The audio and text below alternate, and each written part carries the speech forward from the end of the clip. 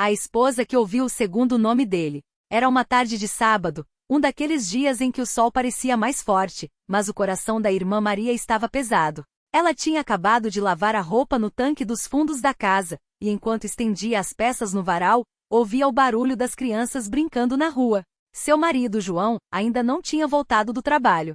Era estranho, pois ele sempre chegava cedo aos sábados para que pudessem ir juntos à reunião da noite. Maria não sabia, mas aquele seria o dia em que tudo mudaria. Um homem que sempre chegava cedo. João era um homem quieto, trabalhador, sempre disposto a ajudar na igreja. Ele não falava muito, mas quando falava, suas palavras tinham peso. Havia se batizado nas águas havia 3 anos, depois de um longo período de visitas aos cultos, sempre acompanhado por um irmão mais antigo que o tinha convidado. Maria o conheceu na igreja. Ele era viúvo, com 2 filhos pequenos, e ela, uma irmã solteira que já não esperava mais casar. Mas Deus tinha outros planos. O casamento foi simples, como manda a tradição. Não houve festa nem convites, apenas uma cerimônia no templo, com a presença dos irmãos e um almoço modesto em casa depois. João era um bom marido. Nunca faltava com o sustento, nunca levantou a voz, sempre orava com a família antes das refeições. Os filhos dele, Pedro e Lucas, já chamavam Maria de mãe com naturalidade. Mas havia algo que a incomodava. Aquele segundo nome. Era uma coisa pequena, quase imperceptível. Às vezes, quando João estava distraído, ou quando alguém o chamava de longe, Maria achava que ouvia um nome diferente. Não era João. Era algo como Carlos ou Marcelo. Ela não tinha certeza. Sempre que perguntava, ele ria e dizia que era coisa da cabeça dela. Você deve estar cansada, Maria. Às vezes a gente ouve o que não existe. Ela deixava para lá. Até que um dia, enquanto arrumava a gaveta de documentos dele, encontrou uma carteira de trabalho antiga, amarelada, com um nome que não era João Silva. Era Carlos Mendes. O coração dela parou. Não era um erro de digitação. A foto era dele mais jovem com um bigode que ele já não usava. A data de nascimento batia. Mas o nome não. Maria sentiu as mãos tremendo. Ela guardou a carteira no lugar, como se não tivesse visto nada, e foi para a cozinha preparar o jantar. Mas a dúvida não saía da cabeça. Por que ele escondeu isso? A oração que não tinha palavras. Naquela noite, depois que as crianças dormiram, Maria se ajoelhou ao lado da cama. Não conseguiu formar palavras. Só chorou. Senhor, o Senhor sabe de tudo. O Senhor sabe o que está acontecendo. Me ajuda a entender. Ela não queria desconfiar do marido. Não queria pensar que ele tinha mentido todos esses anos. Mas a carteira estava lá. O nome estava lá. No dia seguinte, João chegou em casa mais cedo. Maria estava sentada na sala, costurando um rasgo na camisa de Pedro. Ele entrou, beijou a testa dela como sempre fazia e sentou-se à mesa. Maria, preciso conversar com você. Ela já sabia. Eu sei sobre a carteira. João baixou a cabeça. Por um longo momento, só se ouvia o tic-tac do relógio da parede. Eu não queria que você soubesse assim. A verdade que deu ia mais que uma facada. Carlos, ou João, como ela o conhecia, começou a falar. Sua voz estava rouca, como se as palavras pesassem. Eu não sou de aqui. Vim de outro estado, há quase 10 anos. Antes disso, eu não era ninguém de bom. Maria ouvia, as mãos apertadas no colo. Eu tinha me envolvido com coisas erradas. Roubos, drogas, até matei um homem. Ela levou a mão à boca. Não foi de propósito. Foi numa briga, numa noite ruim. Mas eu fui preso. Fiquei 4 anos na cadeia. Quando saí, mudei de nome, mudei de cidade, comecei do zero. Conheci um irmão na obra onde trabalhava, ele me convidou para a igreja. E lá eu conheci a verdade. Maria não sabia o que sentir. Raiva?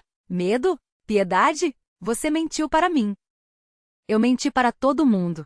Mas não foi para machucar ninguém. Foi para deixar o passado para trás. E as crianças? Elas sabem? Não. E não quero que saibam.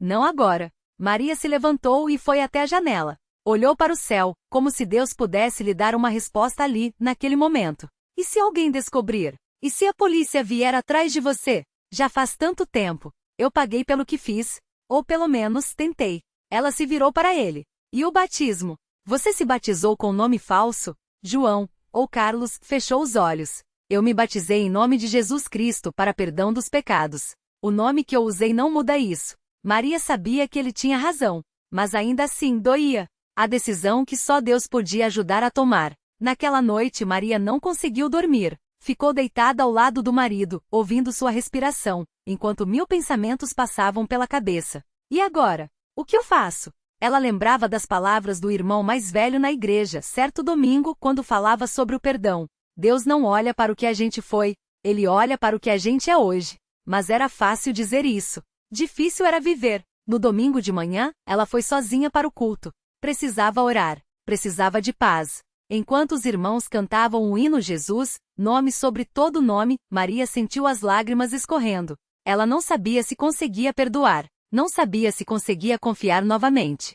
Mas sabia de uma coisa: Deus tinha perdoado aquele homem. E se Deus perdoou, quem era ela para não perdoar? Quando voltou para casa, João estava sentado na varanda esperando. Eu não vou embora, ela disse. Ele olhou para ela, surpreso. Eu não vou embora, repetiu Maria. Mas a gente precisa resolver isso. Juntos. O irmão que não julgou. Na semana seguinte, João procurou o irmão mais antigo da igreja, aquele que o tinha levado a Cristo anos antes. Sentados no banco do templo, depois da reunião de quarta-feira, ele contou tudo. O irmão ouviu em silêncio. Não interrompeu.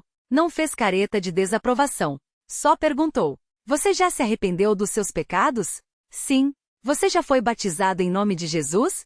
Sim. Então, meu irmão, Deus já perdoou você. O que a gente tem que fazer é confiar nisso. João abaixou a cabeça. Mas e o nome? Eu menti para todo mundo. Deus sabe quem você é. Os homens podem não saber, mas Deus sabe. E é a Ele que você deve satisfação. O irmão colocou a mão no ombro dele. Agora, você precisa consertar isso com sua esposa. E com Deus, você já está em paz. A carta que mudou tudo. Anos se passaram. João, ou Carlos, continuou frequentando a igreja, servindo, ajudando. Maria nunca mais tocou no assunto do passado, mas também nunca esqueceu. Até que um dia uma carta chegou. Era do cartório. Uma notificação. Maria abriu com as mãos trêmulas. Era uma intimação. Alguém tinha descoberto a verdade. Alguém do passado dele. João chegou em casa e encontrou Maria sentada à mesa com a carta na frente. O que a gente faz agora? Ela perguntou. Ele pegou a carta, leu e suspirou. A gente confia em Deus. Naquela noite, eles oraram juntos. Não foram palavras bonitas. Foram palavras de um coração apertado. Senhor, o Senhor sabe de tudo. O Senhor sabe que eu não sou mais aquele homem. Protege a minha família. Não deixe que o passado destrua o que o Senhor construiu. A visita que ninguém esperava. 2 dias depois, um carro parou em frente à casa. 2 homens saíram. Um deles, de terno, bateu a porta. Maria abriu. O homem mostrou uma identificação. Bom dia. Nós somos da delegacia. Precisamos falar com o senhor Carlos Mendes. João apareceu atrás de Maria. Seu rosto estava pálido, mas firme. Sou eu. Os homens entraram. Sentaram-se na sala. Um deles abriu uma pasta. Senhor Carlos, nós temos aqui um registro de que o senhor cumpriu sua pena. Não há mais nada pendente. Mas precisávamos confirmar sua identidade atual. João assentiu. Eu mudei de nome legalmente depois que saí. Tenho os documentos. Ele foi até o quarto e voltou com os papéis. Os homens verificaram. Tudo certo, disse o que parecia ser o chefe. Só precisávamos confirmar. O senhor está livre. Eles se levantaram para ir embora. Mas antes de sair, o homem de terno olhou para João. O senhor tem sorte. Muita gente não sai dessa vida. É bom que o senhor tenha arrumado um caminho melhor. João só balançou a cabeça. Não é sorte. É Deus. Os homens saíram. Maria e João ficaram em silêncio por um longo tempo. Depois ela abraçou ele. Acabou? Ela sussurrou. Não, João respondeu. Só está começando. O batismo que ninguém esperava. Anos depois, numa campanha evangelística, João estava ajudando a receber os visitantes. Um homem entrou, olhando ao redor, como se procurasse algo. João reconheceu ele na hora. Era um dos homens que tinha vindo à sua casa anos antes. O policial. O homem se aproximou hesitante. O senhor, não é o Carlos? João sorriu. Agora eu sou João. João Silva. O homem balançou a cabeça, incrédulo. Eu não acredito que é você. Você está aqui? Estou. E você? O que te trouxe até a igreja? O homem olhou para o chão. Eu preciso de ajuda. Minha vida está uma bagunça. João colocou a mão no ombro dele. Então você veio ao lugar certo. Aquele homem se batizou nas águas 3 meses depois. E quando saiu da água, João estava lá sorrindo, como se dissesse: Deus faz isso. Ele muda a gente. A lição que ficou. Hoje, quando alguém pergunta a João sobre seu passado, ele só diz: Deus apaga o que a gente foi quando a gente se entrega a ele. Maria, que já é uma irmã mais velha na igreja, costuma dizer às moças: não é sobre o que ele fez, é sobre o que Deus fez nele. E quando algum jovem desanimado pergunta se Deus realmente perdoa tudo, João conta sua história. Não com vergonha, não com orgulho, só com gratidão. Se Deus pode usar um homem como eu, que já esteve perdido, ele pode usar qualquer um. E então, ele olha nos olhos da pessoa e diz bem devagar: fique firme, porque no final, não é sobre o nome que a gente carrega, é sobre quem nos carrega. Não temas, porque eu sou contigo. Não te assombres, porque eu sou teu Deus. Eu te fortaleço e te ajudo, e te sustento com a minha destra fiel. Isaías 41, 10. Glória ao nome santo do Senhor. Amém. A jornada que segue, da restauração à multiplicação. O primeiro culto depois da mudança. João não dormiu bem na noite anterior ao seu batismo. Não era medo, nem arrependimento tardio. Era uma expectativa que doía no peito, como se algo dentro dele soubesse que aquele dia marcaria não só sua vida, mas a de muitos outros. Quando chegou à igreja naquela manhã de domingo, o sol ainda estava baixo, e o orvalho molhava os bancos de madeira do pátio. Ele sentou no último banco, como sempre fazia, mas dessa vez não era para se esconder. Era para observar, para gravar na memória cada detalhe daquele lugar que se tornará seu refúgio. O irmão que o havia convidado meses antes, aquele mesmo que lhe estendera a mão no momento mais escuro, aproximou-se com um sorriso tranquilo. Hoje é o seu dia, João. É, irmão, mas sinto como se fosse o dia de Deus. O irmão assentiu, como se entendesse algo mais profundo do que as palavras diziam. É sempre assim. A gente acha que é sobre a gente, mas no final, é sobre ele. Quando João desceu as águas, não sentiu apenas o frio da piscina batismal. Sentiu o peso de anos de erro sendo levado embora, como se cada gota que escorria de seu corpo levasse consigo uma parte daquilo que ele já não era mais. E quando emergiu, o primeiro rosto que viu foi o de Maria, sorrindo entre lágrimas, segurando um lençol limpo para enrolá-lo. Não precisou de palavras. Ela só apertou seu braço e sussurrou: bem-vindo de volta, irmão. Aprovação que veio depois da vitória. As coisas não ficaram fáceis depois do batismo. Deus não tinha prometido um caminho sem pedras, só um companheiro para carregá-las. 2 meses depois, João perdeu o emprego. A empresa onde trabalhava como servente de pedreiro fechou as portas de repente, e ele se viu mais uma vez com as mãos vazias e o aluguel atrasado. Desta vez, porém, a diferença era que ele não estava sozinho. Naquela noite, depois do culto, ele ficou parado no pátio da igreja, olhando para o chão, as mãos nos bolsos. O irmão que coordenava as ofertas notou sua expressão e se aproximou. Algo errado, João? É que, eu não sei como vou pagar o aluguel esse mês. E não quero pedir ajuda. Por que não? Porque já pedi muita coisa na vida. Já devei muita gente. O irmão sorriu de um jeito que só quem já passou por apertos entende. Mas você nunca deveu a Deus, irmão. E ele não é como os homens. Eu sei, mas é difícil. Eu tenho um pouco guardado. Não é muito, mas é seu. João recuou como se tivesse levado um choque. Não, irmão, eu não posso aceitar. Por que não? Você acha que isso é meu? Não é. É dele. E ele me mandou te dar. João olhou para as notas na mão do irmão. Não era uma fortuna, mas era exatamente o que precisava para o aluguel e a comida da semana. E dessa vez não era vergonha que ele sentia, mas uma gratidão que doía. Obrigado. Não me agradeça. Agradeça a ele. E quando puder, faça o mesmo por outro. O chamado para servir. Um domingo, depois do culto, o irmão responsável pela limpeza do templo adoeceu. O cooperador que organizava os horários olhou ao redor, procurando alguém para substituí-lo. Seus olhos pararam em João, que estava varrendo discretamente o pátio, não porque lhe tinham pedido, mas porque viu que precisava ser feito. João, você pode ajudar a limpar o templo hoje? Claro, irmão. O que precisa fazer? Ele não sabia que aquele sim mudaria tudo. Nos meses seguintes, João passou a chegar mais cedo aos cultos para ajudar na limpeza, arrumar as cadeiras, regar as plantas do jardim. Não era um serviço glorioso. Ninguém via. Ninguém aplaudia. Mas era ali, naqueles momentos silenciosos, que ele sentia Deus moldando algo novo dentro dele.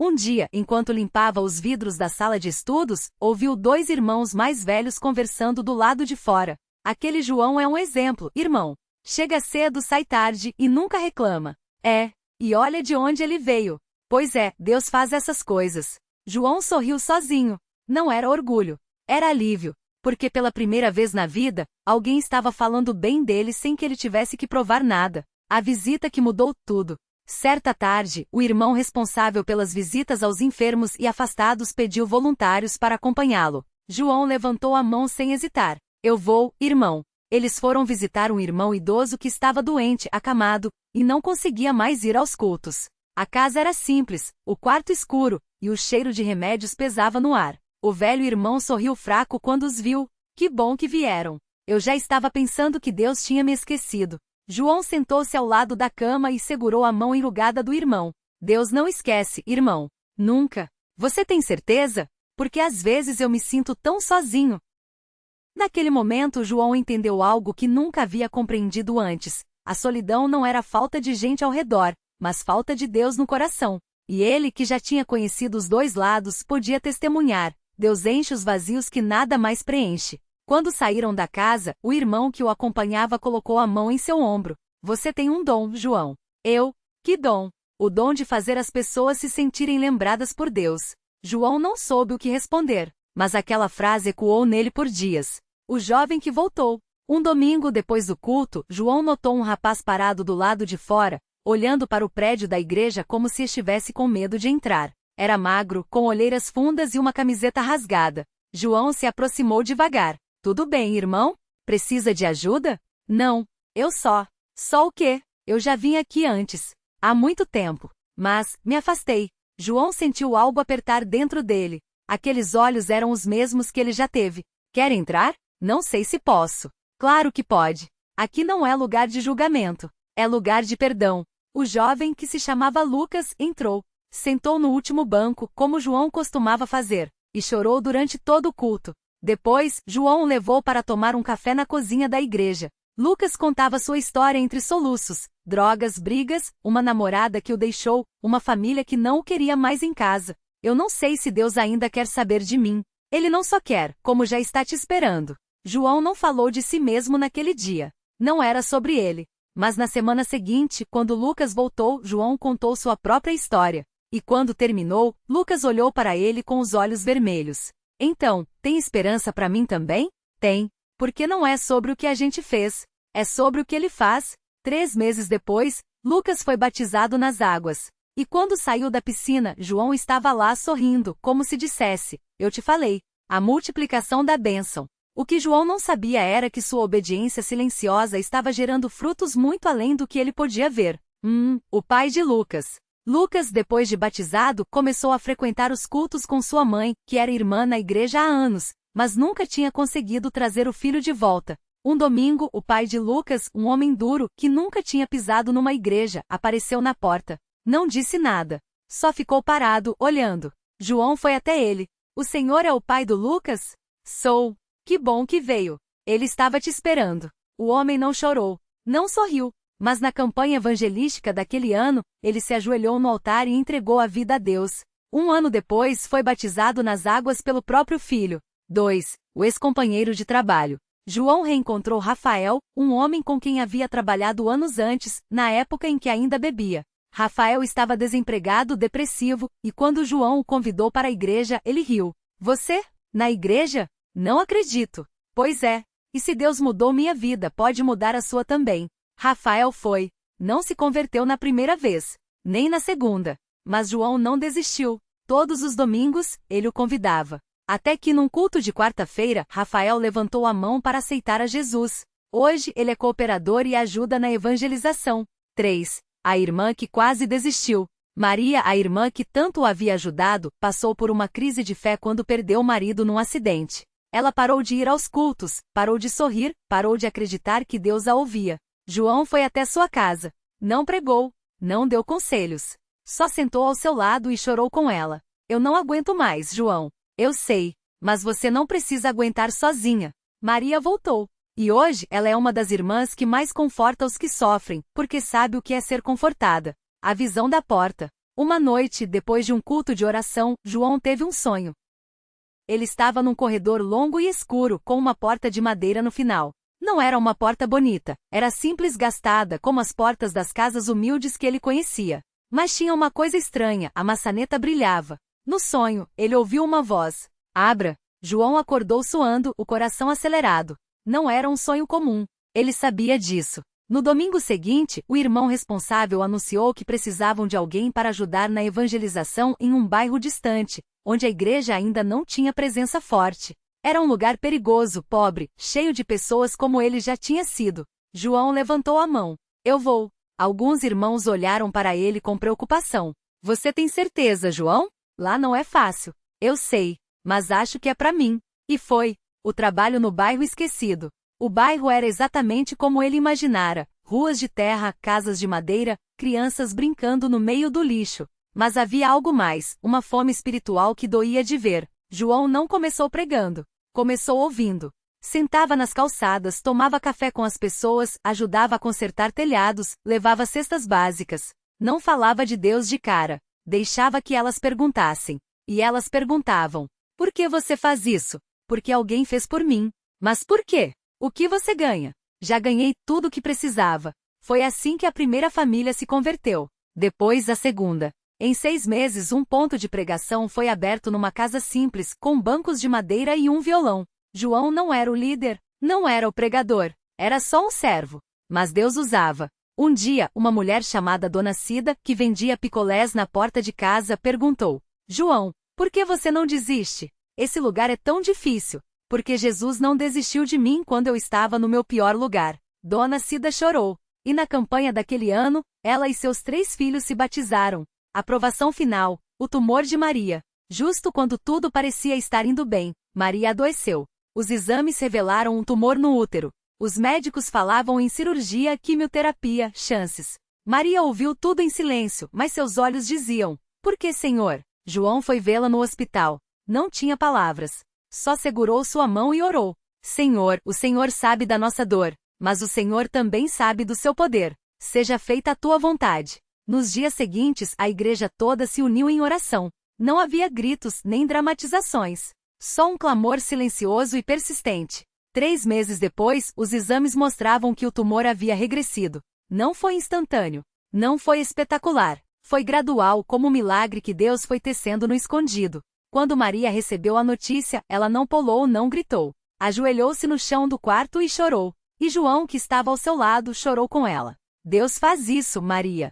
Ele faz. Ele realmente faz. A lição que João aprendeu, e que agora ele ensina. Hoje, quando alguém pergunta a João como ele consegue ser tão firme, ele responde: não sou firme. Só estou segurando na mão de quem é. Quando perguntam como ele superou o passado, ele diz: não superei.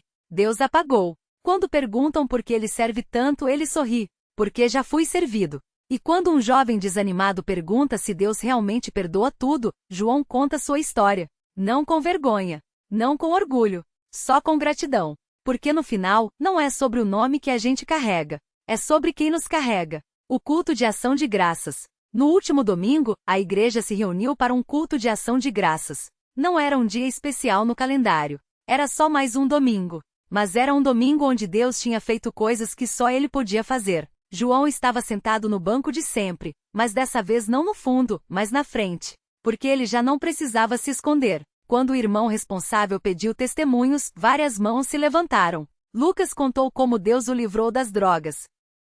Rafael falou da família restaurada. Dona Cida agradeceu pela salvação dos filhos. Maria testificou da cura. E então João se levantou. Não fez um discurso. Não usou palavras bonitas. Só disse: eu já estive onde muitos de vocês estão. Pensei que não tinha mais jeito. Mas Deus me encontrou. E se ele me encontrou, ele pode encontrar qualquer um. Silêncio. Fique firme. Porque Deus não desampara a obra das suas mãos. A última cena por enquanto. No final do culto, João estava no pátio, tomando um café com alguns irmãos, quando viu um homem parado perto do portão. Era magro, com olheiras, roupas surradas. Olhava para a igreja como se estivesse com medo de entrar. João reconheceu aquele olhar. Era o mesmo que ele já teve. Ele se aproximou devagar. Tudo bem, irmão? Precisa de ajuda? O homem olhou para ele, assustado. Eu só queria. Só queria o quê? Eu só queria ver se aqui é mesmo um lugar para mim. João sorriu. Não é só um lugar para você. É o seu lugar. E então, como alguém já tinha feito por ele anos antes, João estendeu a mão. Vem, Deus está te esperando. Glória ao nome santo do Senhor. Amém.